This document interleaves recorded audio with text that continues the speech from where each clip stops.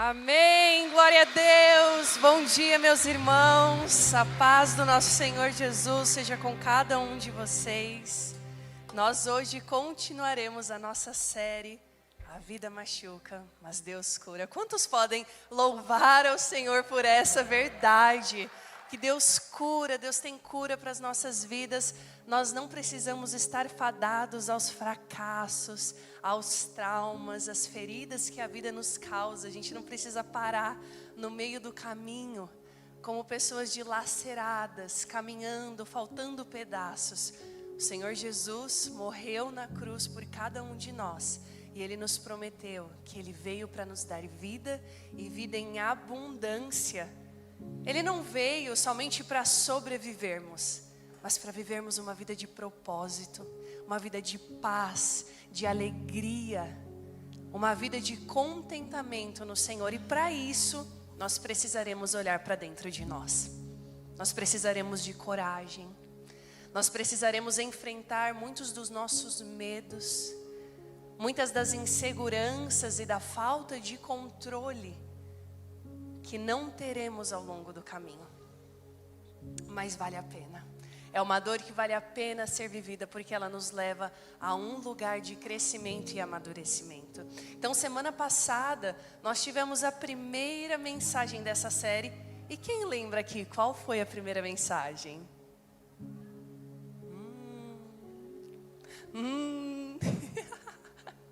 A primeira mensagem foi: admita as suas fraquezas.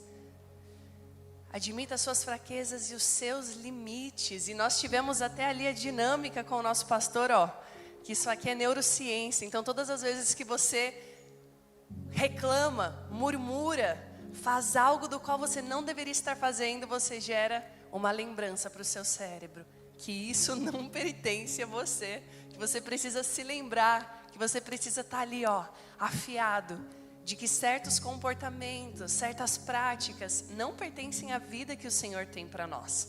Então precisamos de estratégias em como lidar com cada uma delas. E eu quero iniciar falando a respeito da passagem de Hebreus 6, versículo 1. Portanto, tá aqui? Deixemos os ensinamentos elementares a respeito de Cristo e avancemos para a maturidade. E eu quero parar aqui com você. O elementar, ele fala de algo não superficial, mas é uma quantidade quase que rasa, breve, pouca. Nós sabemos aqui que no Canadá tem o elementary school e depois nós temos o high school. Então o elementary é ali a fase até a 8ª série, se eu não me engano. É isso, gente? Me ajuda aí, que eu não fiz aqui a escola. Mas é isso, é um princípio, é iniciante. O que a palavra está nos dizendo aqui? Que nós precisamos deixar esses ensinos de princípio que vieram. Nós vamos descartá-los de forma nenhuma, mas nós precisamos avançar para a maturidade. E é isso que nós queremos com essa série. Talvez falar a respeito de saúde mental, de neurociência, entendendo que nós somos corpo, alma e espírito, para você seja uma novidade, seja algo que te gera desconforto, seja algo que você não tem familiaridade. Mas não é porque você não sabe que te gera desconforto que você precisa ficar no elementar, que você precisa ficar no raso, no superficial, no início. O Senhor está te convidando para um tempo de maturidade. E para a maturidade nós teremos que dar passos. Teremos que avançar em áreas que são desconhecidas para nós, mas que vale muito a pena ser acessado. Então a gente não precisa ser um cristão para saber que a vida machuca. Mas todos precisam saber que Deus cura.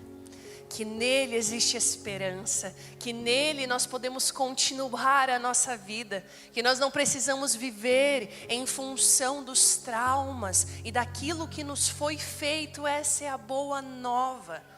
E a mensagem de hoje que eu quero falar com você é: cuidado com a autossabotagem.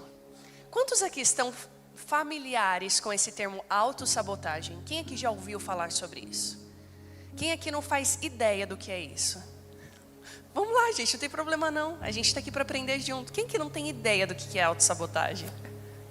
Ué, muita gente levantou a mão falando que não sabia, mas não foi todo mundo. Aí quem não sabe não levanta. Autossabotagem, já estamos começando por aí. Já não quer assumir que não sabe, é autossabotagem. Gente, Romanos 7,19 vai dizer assim: pois o que eu faço não é o bem que eu desejo, mas o mal que eu não quero fazer, esse eu continuo fazendo. A autossabotagem, ela vai me falar sobre um comportamento. E eu quero fazer um parênteses dentro dessa área de comportamento, porque eu recebo muitas perguntas: pastora, por que eu ainda não fui curada nessa área?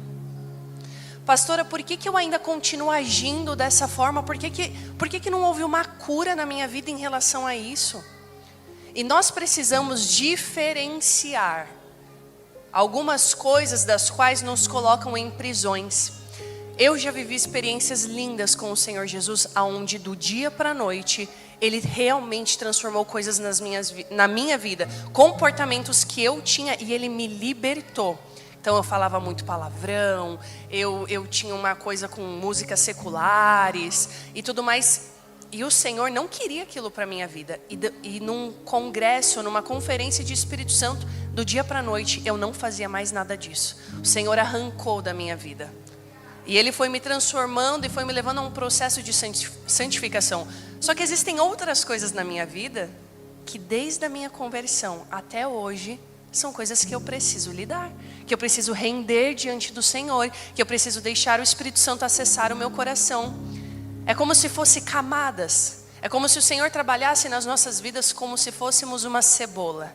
Ele tira a primeira camada. Aí você acha que, opa, tô curada, venci. Isso não tem mais nada na minha vida. Aí de repente aparece uma situação e você...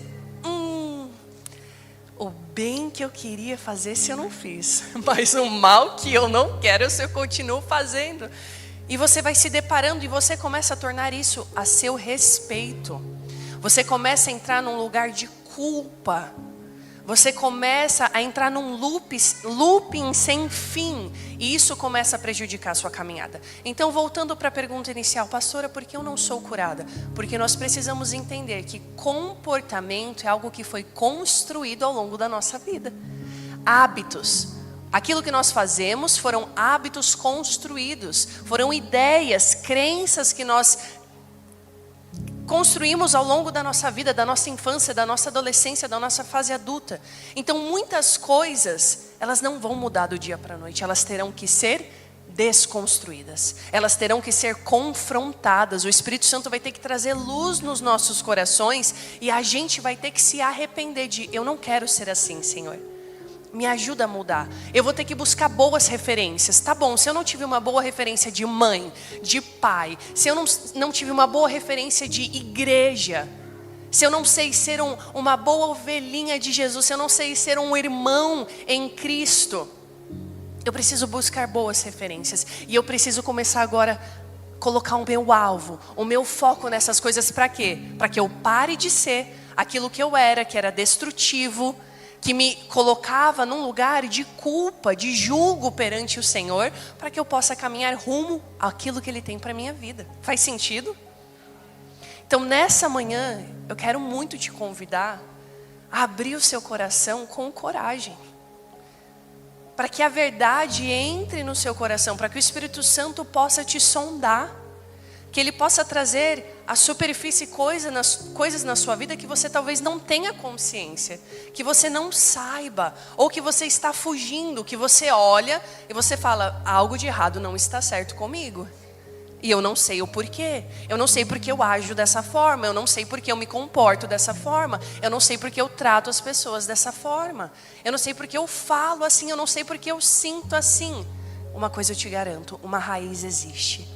E o Senhor muitas vezes quer nos mostrar. O Senhor quer nos levar por esse processo, mas quem não permite? Somos eu e você.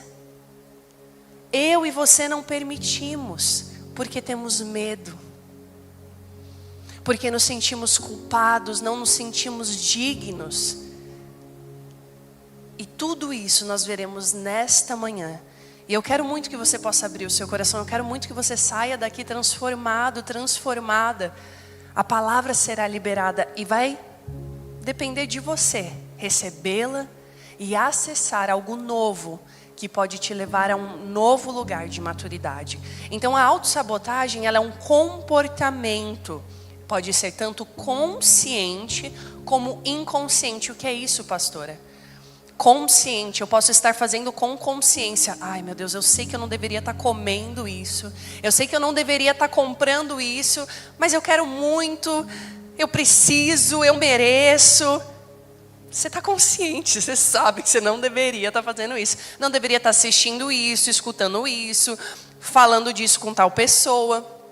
Você está totalmente consciente. Inconsciente é aquilo que você realmente não faz ideia. De quando alguém chega para você e fala: fulano, sabia que você age dessa forma? Sabia que você faz isso?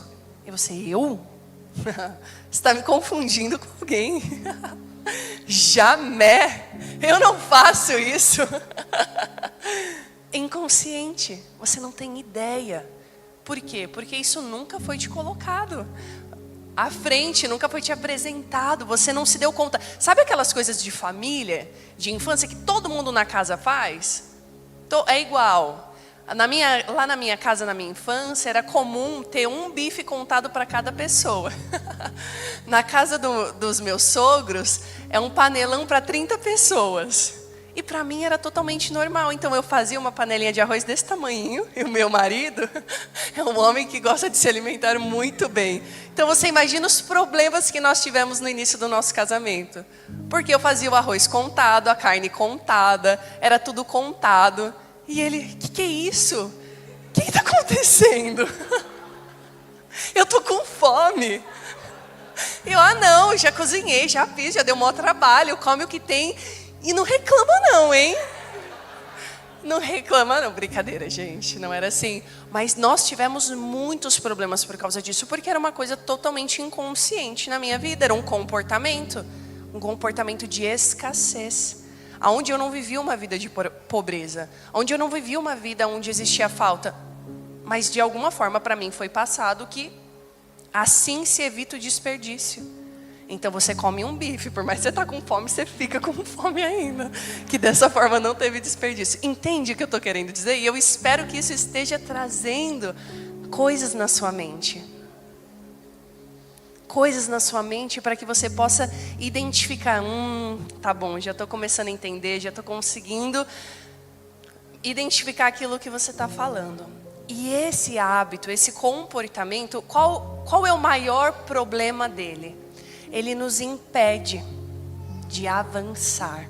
Ele nos impede de alcançar os nossos objetivos, de manter relacionamentos saudáveis e de viver os propósitos que Deus tem para a nossa vida. A autossabotagem, ela nos destrói. Porque são coisas aqui, ó. O inimigo, muitas vezes, não está do lado de fora, está aqui dentro. É a nossa mente contra nós mesmos. É um mundo interno construído dentro de nós que nos impede de enxergar a realidade, primeiramente, do céu sobre nós. E algumas outras coisas não são espirituais, são coisas realmente naturais, mas que te impede de se conectar com pessoas, de entender a vida de fato como ela é e ter uma vida leve. Ter uma vida de vulnerabilidade, ter uma vida de amor e de conexão com as pessoas. Então, por isso, a autossabotagem é tão perigosa na nossa caminhada com Cristo. E nós iremos ainda mais a fundo nela. Qual outro problema da autossabotagem? Como já comentamos, é fazer o que nós sabemos que não deveria ser feito. E também não conseguir parar de fazer. Ou você sabe que precisa começar a fazer algo e não começa a fazer. Ou então você começa e logo desiste. Aqui a gente pode pontuar de forma infinita a questão da academia, né, gente? Segunda-feira eu começo, vai segunda, terça e quarta. E o personal que lute, né? Depois. Aí, ó, o irmão quer emagrecer e todo dia posta um McDonald's lá no story. Não dá, gente, não tem como. Isso é autossabotagem. Você sabe que você precisa cuidar do seu corpo, que você precisa cuidar da sua saúde, e você intencionalmente faz coisas que se destroem. Não é louco isso? Quando a gente para pensar, não é uma coisa de louco? Por que eu estou fazendo isso comigo? Eu sabia que eu não devia comer isso. Eu sabia que eu não devia dormir essa hora. Meu Deus do céu. Quando você vai ver 00:30, 1h da manhã, você está lá no seu Instagram, rolando o feed, assistindo nada a ver com nada, coisa no YouTube. É autossabotagem. Aí como é que você acorda no dia seguinte? Um lixo, um caco. Aí depois a culpa é do chefe, a culpa é da pessoa que trabalha com você. Mas quem que está de mau humor? Quem que não dormiu? Quem que não está com o foco, com a mente sharp? É você? Sou eu. Nós somos o culpado. Então tudo que nos rouba de viver o que nós decidimos viver é um processo de autossabotagem. E quais são as raízes dessa autossabotagem? Uma dessas raízes é a repetição do trauma. O que é um trauma na nossa vida? Pode ser algo que teve um forte impacto emocional ou uma coisa repetitiva.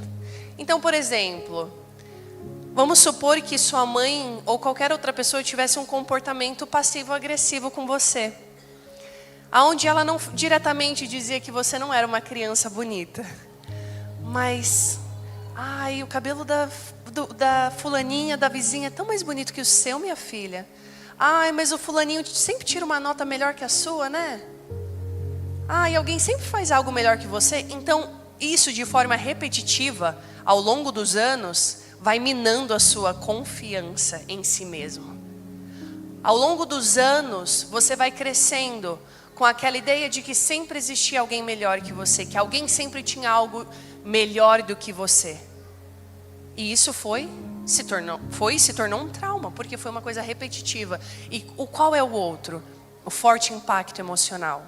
Cara, é aquilo que você só precisou viver uma vez e te marcou para o resto da sua vida. Um abuso sexual, presenciar uma briga dos seus pais, onde houve agressão, a morte de um ente querido, um acidente, questões catastróficas que podem acontecer na nossa vida. Do dia para a noite, o seu pai perde o emprego, a sua família se torna pobre, vocês não têm mais o que comer. Isso é traumático. É traumático e a gente não pode diminuir o que as coisas de fato são. Muitas vezes a gente não entra em contato com essas coisas porque, não, isso é frescura. Eu estou vivo, eu sobrevivi. A clássica frase, eu apanhei e sobrevivi.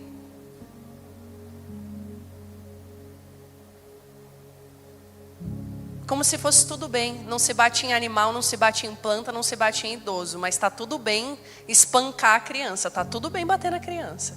Não está tudo bem. Não está tudo bem. Porque não é porque você apanhou e você sobreviveu que você precisa reproduzir esse comportamento. Entende a autossabotagem? Aquilo que você não queria que fosse feito com você, você está reproduzindo, você está fazendo. Então a gente acha que é frescura. Terapia, emoção, conhecer. Para, isso é coisa de louco. Isso daí é besteira, é frescura. Não é. Porque se fosse besteira e frescura, você não estava do jeito que você está. Se fosse besteira e frescura, todos nós estaríamos aqui plenos, inteiros, vivendo o chamado que Deus tem para a nossa vida, sem problema financeiro, sem problema no casamento, sem problema com as pessoas, sem problema com o filho. Então não é besteira, é importante.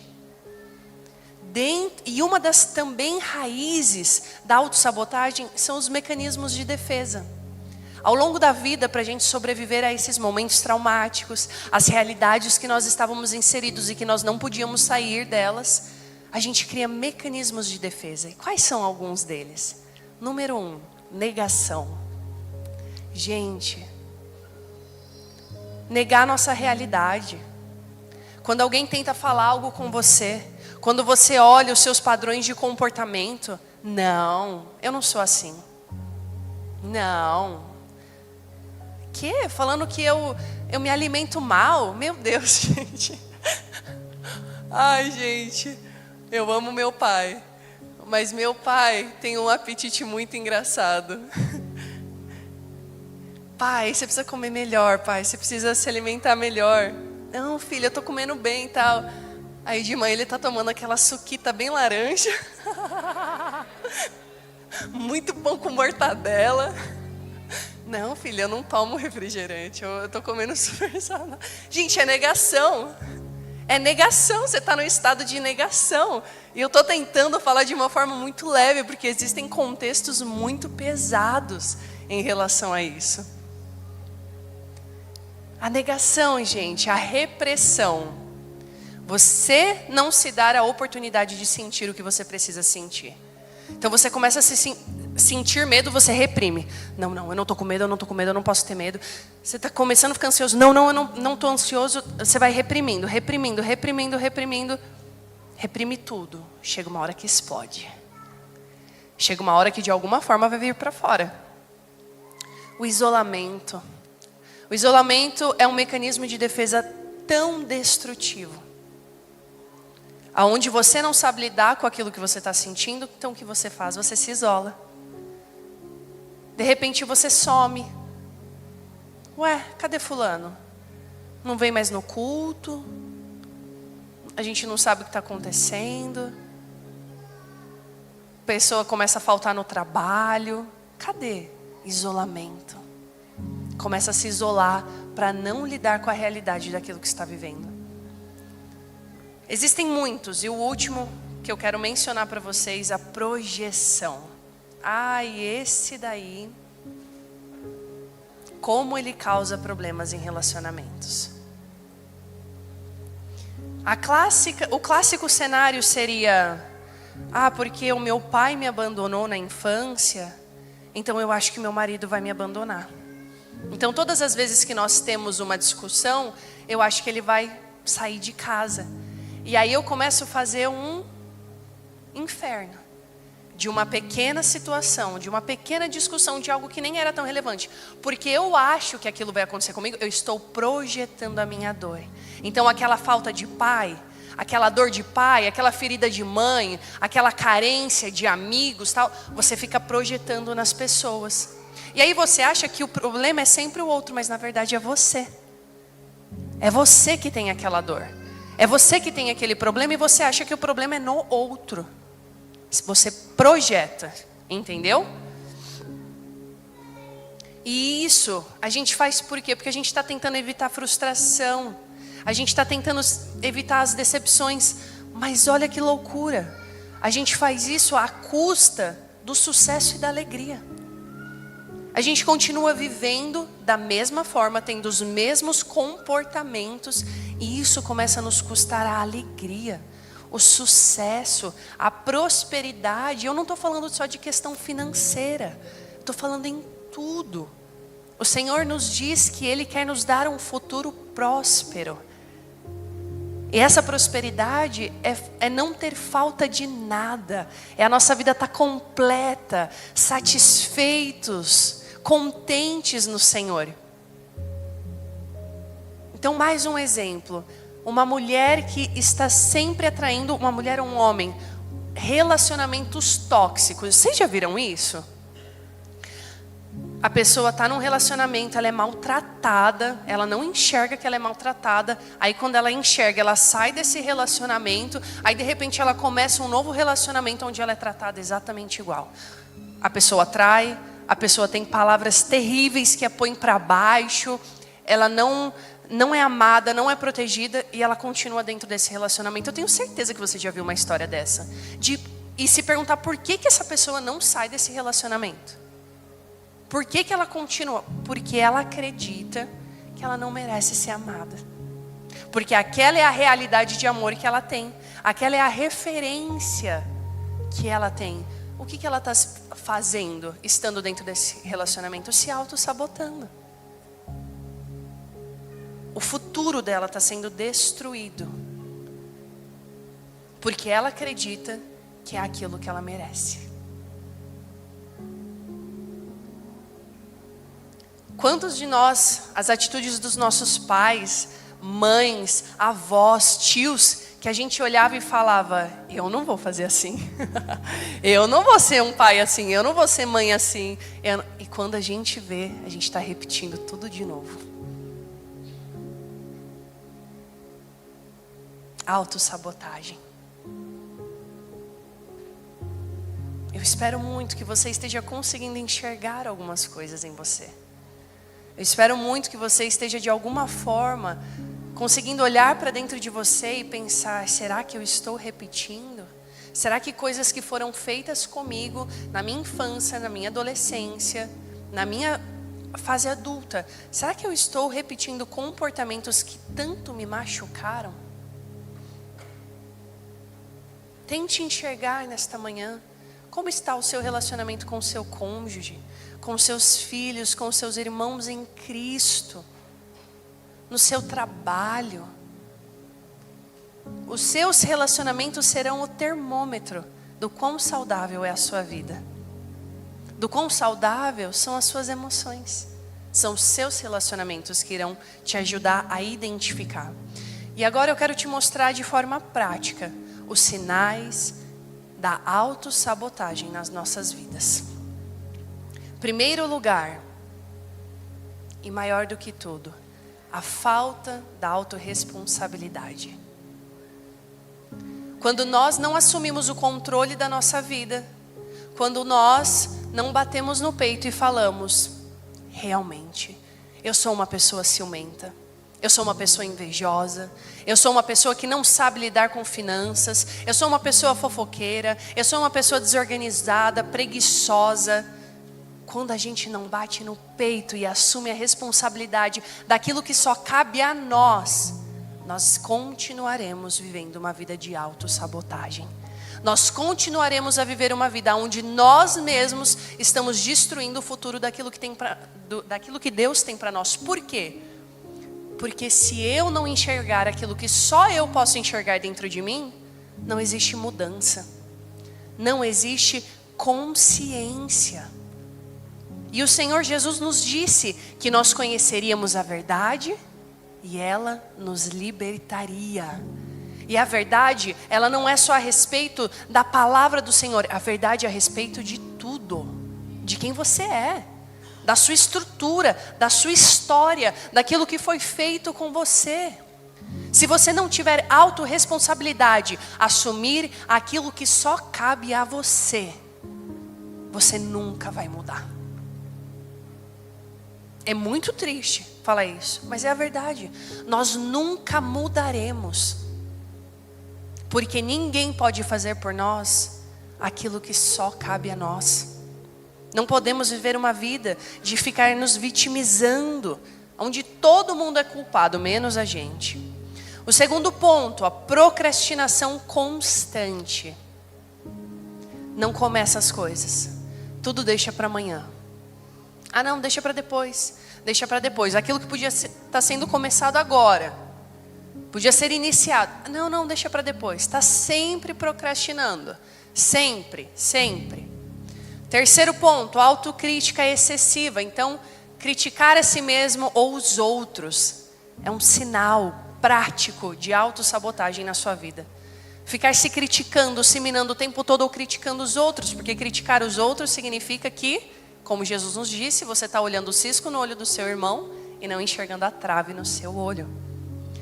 Relacionamentos sempre com o mesmo padrão destrutivo. Então, por exemplo, falta de limites, onde todo mundo tira vantagem de você, onde você não sabe falar não, onde você precisa agradar todo mundo. Isso é uma forma de autossabotagem. Relacionamentos com o mesmo padrão destrutivo, medo de tentar ou de continuar quando já se começou.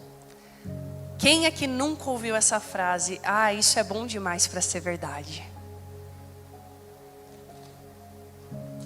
Isso é bom demais. Já acaba. Se preocupa não, isso aí é coisa de começo. Já está acabando, já você vai ver a realidade das coisas. Autossabotagem. Distorção da imagem de si mesmo. Quantos de nós não conseguimos olhar para nós mesmos com o olhar do amor do Pai? Da forma que Ele nos criou para ser, com as características, com a nossa aparência. Temos uma imagem totalmente distorcida sobre a nossa capacidade. Descontrole financeiro, comer demais, beber, substâncias lícitas, ilícitas, seja o que for, isso daí a gente não precisa nem desenhar, né? O quanto sabota a vida das pessoas. Existem muitos outros, mas por último eu quero falar sobre a sobrecarga de responsabilidades no dia a dia. Como assim? Isso é uma autossabotagem.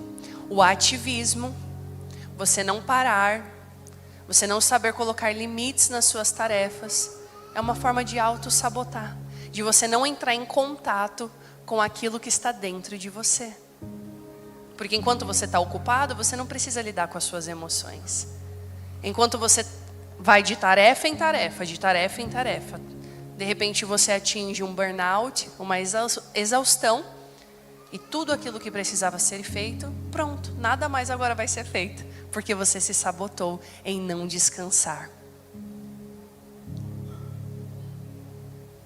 Eu quero falar sobre alguns personagens bíblicos que podem nos ajudar a entender ainda mais a questão da autossabotagem. Vocês estão comigo? Tá tudo bem? Vai ser bênção, gente. Fica aí firme. Então, quais personagens quase se autossabotaram ou realmente tentaram e o que eles têm em comum? Antes de eu entrar neles, eu quero falar que todos eles têm algo em comum e essa é a maior raiz da autossabotagem: a culpa. Porque conscientemente eu sabotaria o meu futuro, o futuro que Deus tem para mim? Porque existe culpa dentro de nós. Quem é culpado não merece ser feliz. Quem é culpado não merece ter uma boa vida. Quem está devendo algo, vamos colocar nesse sentido de culpa. Estou devendo alguma coisa. Eu não fiz algo certo, eu desagradei alguém. Eu sou culpado de uma situação. Então eu não mereço a clássica, o amor de Deus. Eu não mereço o perdão de Deus. Sou culpado. E aí eu não consigo avançar na minha caminhada com Cristo, porque eu estou me colocando debaixo de um jugo do qual Ele já me libertou. As cadeias, as correntes que Ele já quebrou, eu continuo me colocando debaixo desse jugo. E isso acontece nos nossos relacionamentos. Crença de não merecimento, mas a culpa de todo ela não é negativa. Ela está sinalizando essa dor na nossa alma, que ela está sinalizando que nós precisamos de arrependimento e mudança. Porque de fato, muitas vezes nós estamos errados. A culpa vai existir para pontuar. Você errou nesse sentido. Você tratou tal pessoa de forma errada. Você prejudicou alguém no trabalho. Você fez alguma coisa errada, você machucou o seu cônjuge, você falou de forma errada com o seu filho, com sua filha. Você precisa, nesse sentido, aceitar a culpa, para que ela te leve a um arrependimento, para que ela te leve a uma mudança, por um curto período de tempo. A culpa, ela nos leva a um lugar de saúde. Existe o lugar certo para se sentir culpa, é nos pés de Jesus. É nos pés da cruz, onde a gente lança todo o fardo da culpa, de eu fiz isso mesmo, Senhor. Eu errei, eu menti, eu prejudiquei alguém que não merecia ser prejudicado. Eu coloco diante dos pés dele, vai doer, mas Ele liberta. Porque no momento que eu coloco a culpa, existe uma troca. Culpado, perdoado. Ele coloca sobre nós, já foi pago, está redimido. Está livre. E muitas vezes nós não conseguimos viver esse processo de liberdade com o Senhor, essa vida de leveza, porque nós não aceitamos que podemos ser curados, porque nós não aceitamos que podemos ser liberados. Está nas nossas mãos mudar a nossa história. está nas nossas mãos. E a primeira pessoa que eu quero falar com você, para a gente caminhar para o final, é a respeito de Moisés. Moisés era culpado. Moisés assassinou um egípcio e fugiu, porque teve muito medo do que o faraó faria com ele. Ele errou. Ele era culpado ou não? Independente dos motivos que ele tinha para fazer o que ele fez, ele foi culpado. E ele fugiu para muito longe. E após 40 anos no deserto, fazendo algo totalmente diferente daquilo que ele fazia no Egito, onde o Senhor o encontrou das águas e o chamou para ser um príncipe, lá estava ele escondido, com a sua culpa. E até que um dia a sarça arde, o Senhor o encontra aonde ninguém poderia o encontrar, e o Senhor o chama para uma missão. E ele fala: Senhor, eu nunca fui eloquente, eu não sei falar, nem no passado, nem hoje, porque o teu servo é pesado de boca e pesado de língua. Existem duas principais interpretações para isso. A gente não sabe se de fato Moisés tinha um problema físico, se ele tinha uma gagueira, se ele tinha uma limitação física para se comunicar, ou se de fato era uma questão emocional. Era essa insegurança emocional que afetava a fala dele, que prejudicava a forma de ele se comunicar, e isso o colocava num lugar ainda de mais baixa autoestima. Ele, ali no deserto, havia perdido totalmente a sua autoconfiança, e ele se via incapaz de cumprir o chamado de Deus. Mas o Senhor reforça: o que é a boca do homem, eu enviarei Arão para estar contigo, eu te ensinarei o que falar. Ou seja, Moisés estava ali num processo de autossabotagem, por ter vindo de tanta limitação real, física, se fosse, ou de uma autoimagem machucada. E olha que linda essa frase: Moisés olhava para si e via limitação. Deus olhava para Moisés e via missão. Quantas vezes, assim como Moisés não é nas nossas vidas, que nós deixamos de avançar porque nós acreditamos mais nas limitações que existem em nós, nas vozes que foram lançadas nas nossas vidas, na nossa infância, na nossa adolescência, na nossa fase adulta, do que naquilo que Deus está nos dizendo.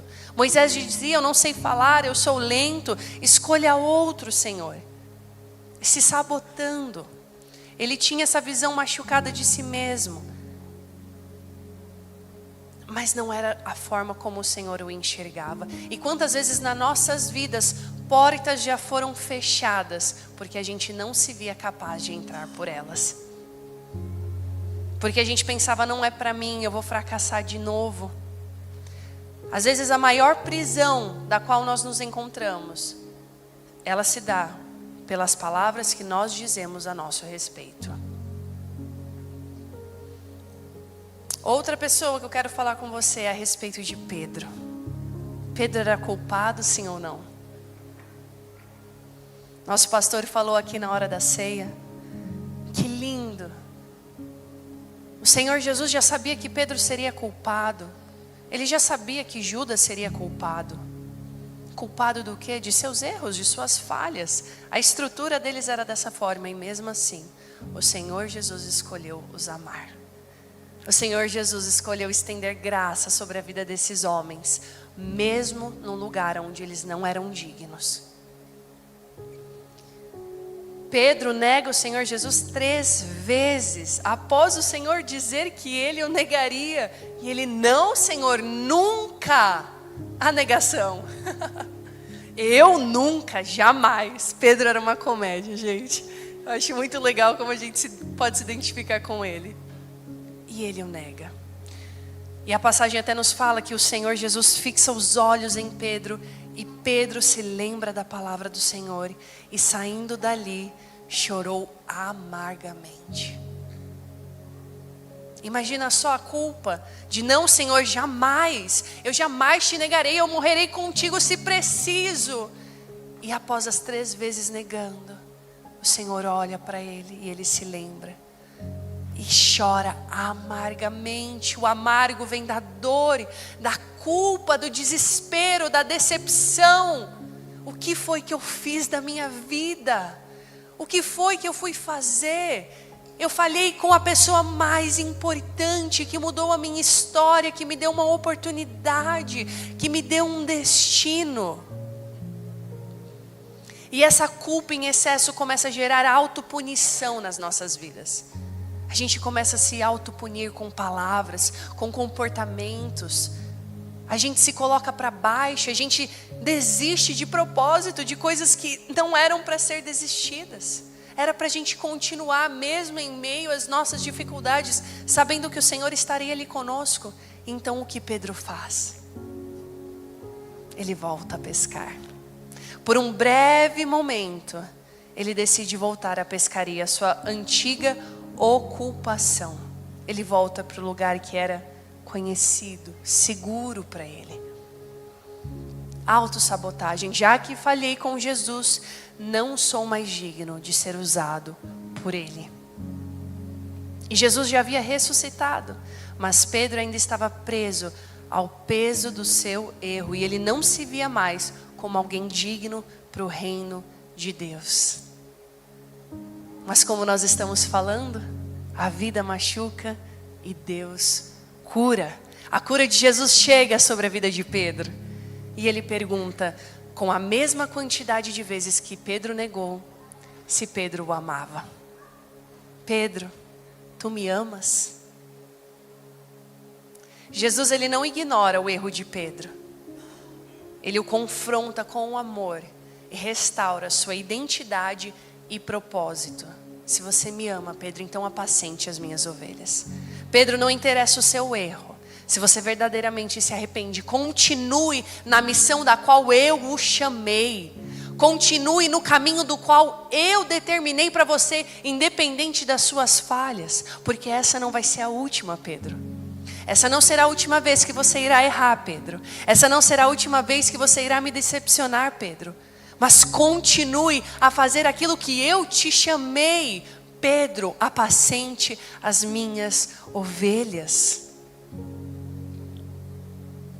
Pedro, desse lugar de eu falhei, eu não posso mais, Deus não vai me usar, é melhor eu parar. Ele aceita o perdão. Ele aceita a nova chance do Senhor. E se torna o Pedro de Atos 2. Se torna o Pedro cheio do Espírito Santo, onde em sua primeira pregação, mais de 3.000 homens são ganhos para o Senhor Jesus. Se torna ali o líder dos apóstolos.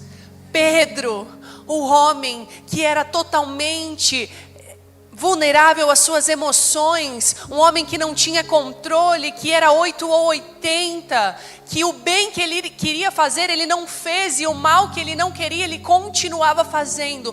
Pedro, cheio do Espírito Santo, tem sua vida, seu caráter, seus traços totalmente transformados. Por quê? Porque ele não se prendeu à culpa, ele não se vitimizou, ele não deixou com que a culpa o tornasse escravo daquilo que o Senhor Jesus havia morrido, ressuscitado e determinado sobre a vida dele. Meu irmão, minha irmã, como nós podemos ser curados da autossabotagem para que possamos viver a vida de Deus, a vida curada de Deus, para que nós possamos ser inteiros no Senhor Jesus? Nós precisamos tornar o inconsciente consciente. Você precisa reconhecer. Você precisa saber, precisa vir à sua mente aquilo que precisa ser mudado. Se você não tiver acesso a essa informação, se você não deixar o Espírito Santo sondar e te mostrar, assim como disse Davi, sonda-me, Senhor, e me conhece. vê se há em mim algum caminho mau. Era isso que Davi estava dizendo: Senhor, o que existe dentro de mim hoje que me afasta da tua presença? O que existe dentro de mim hoje que machuca os meus irmãos, que machuca as pessoas que eu mais amo, que me machuca? Senhor, eu já consigo reconhecer por que eu continuo fazendo essas coisas, porque eu não consigo mudar. Me ajuda, Senhor, me ajuda. Sem a consciência, meu irmão, minha irmã, você nunca vai mudar. Nunca vai existir mudança na sua vida. Nós precisamos ter a renovação da nossa mente. Assim como a palavra nos diz em Romanos 12:2, nós precisamos transformar as nossas vidas pela renovação da nossa mente. É aqui na mente, não é o que nós estamos falando? Tudo começa na mente, a realidade que foi criada aqui na nossa mente. Se nós não nos transformarmos pela renovação da nossa mente, sermos renovados pela palavra, sermos renovados em experiências com o Espírito Santo, sermos renovados através das nossas interações com os nossos irmãos, com as pessoas que o Senhor colocou ao nosso lado, não tem como, não tem cura, não tem mudança. Ah, pastora, mas ok, eu já entendi, eu preciso ser consciente, eu preciso ser transformado, e agora? Aceite a graça do Senhor Jesus. Aceite a graça dele por você. Não, pastor,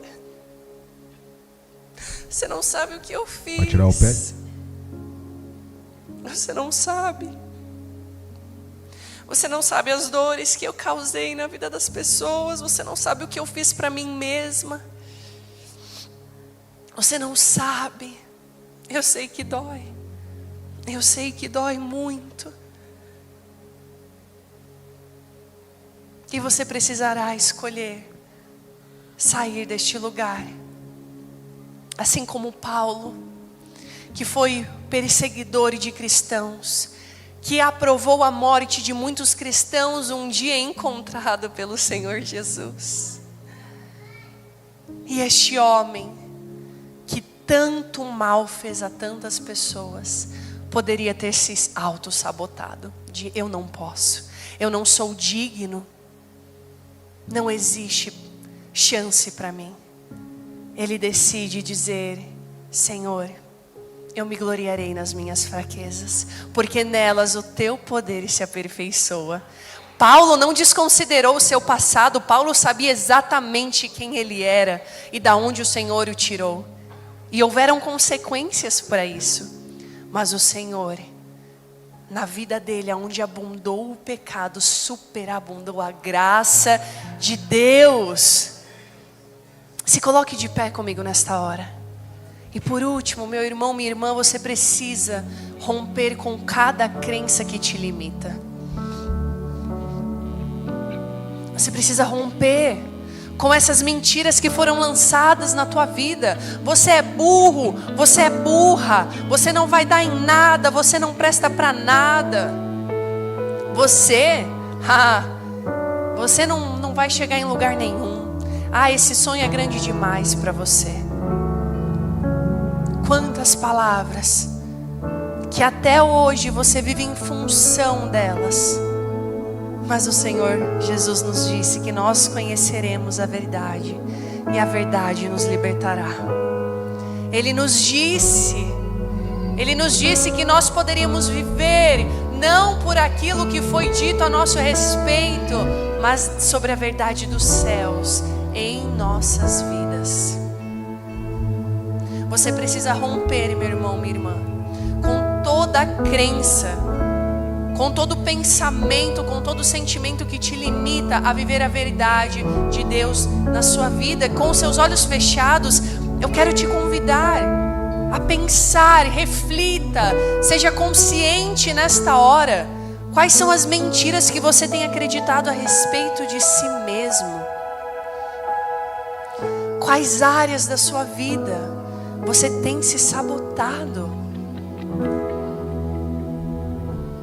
Você está vivendo como Deus te vê ou como o trauma moldou você?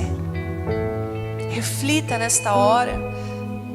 Espírito Santo de Deus, que nesta hora o Senhor traga consciência à vida dos meus irmãos, assim como um dia o Senhor trouxe em minha vida.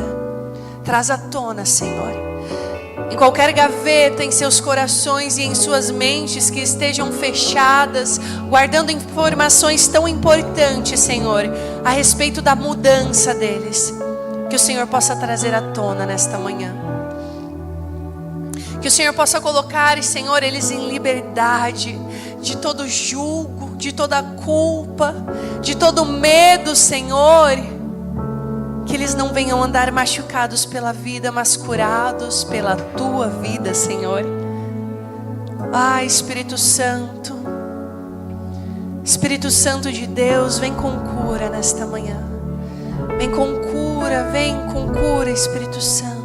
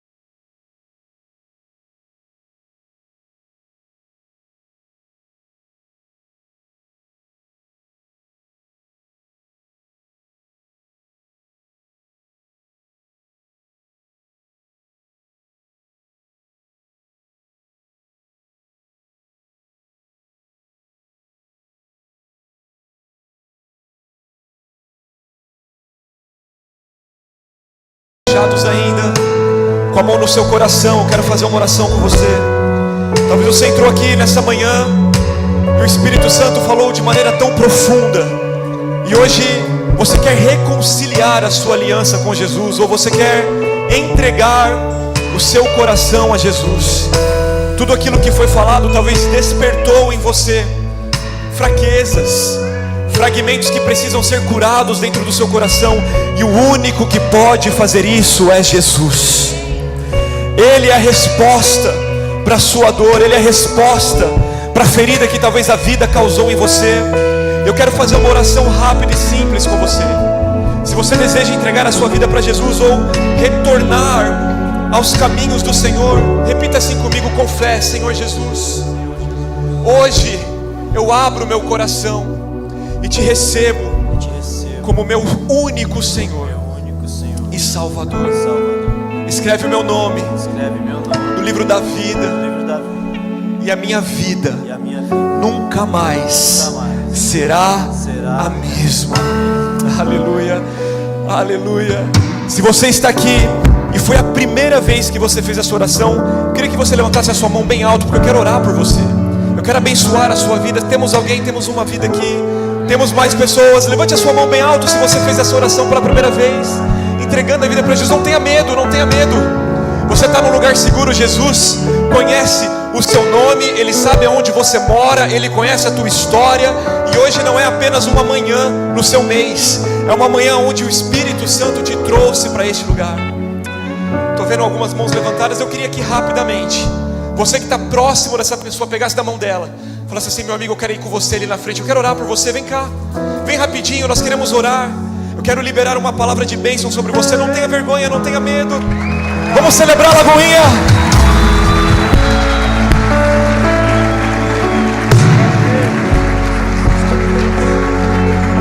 Deus te abençoe.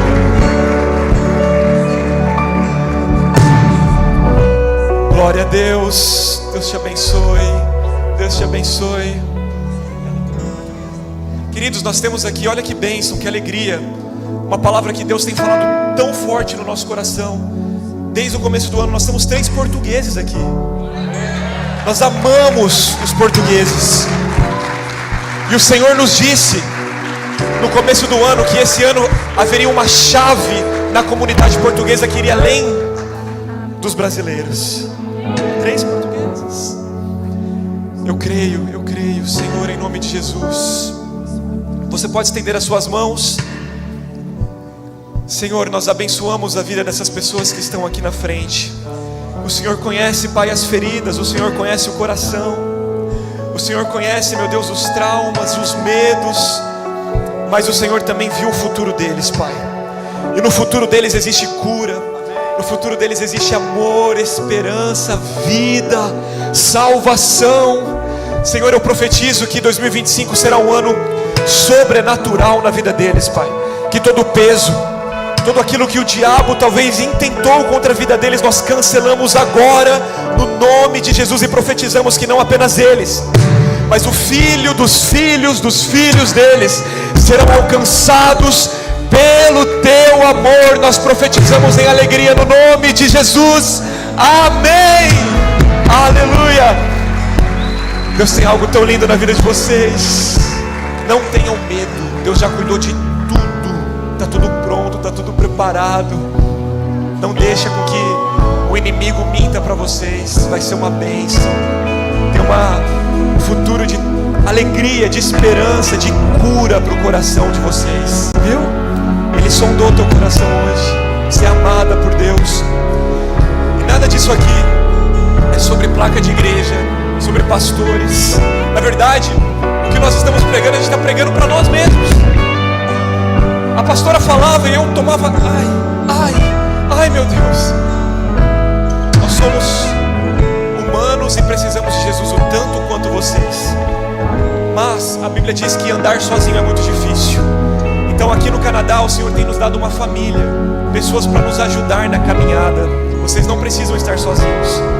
Jesus, Ele marcou este encontro para vocês serem lembrados o quanto vocês são amados. Dá uma olhadinha para trás, olha o tamanho dessa família que vocês estão ganhando nessa manhã. Vamos celebrar a vida dessas pessoas, queridos. Vamos contar.